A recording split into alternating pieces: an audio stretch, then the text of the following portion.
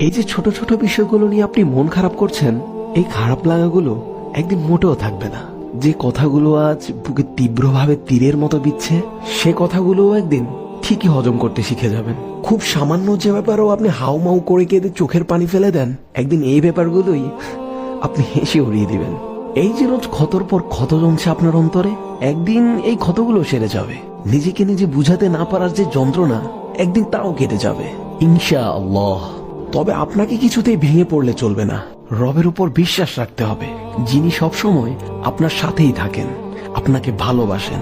তিনিই দেখেন আপনার দুঃখগুলো এবং আপনার কষ্টগুলো তিনিই বুঝেন। যার ডিকশনারিতে অসম্ভব অর্থে কোনো শব্দই নেই, তিনিই পারেন আপনার সকল দুঃখের অবসান ঘটিয়ে আপনাকে আনন্দের জোয়ারে ভাসাতে। আপনি শুধু কিছু মুহূর্তের জন্য দাঁতে দাঁত চেপে সবকিছু সহ্য করে যান, কেবল তার কাছেই বলে যান, তার কাছেই সাহায্য চান, তার কাছেই কেঁদে যান। ওয়াল্লাহি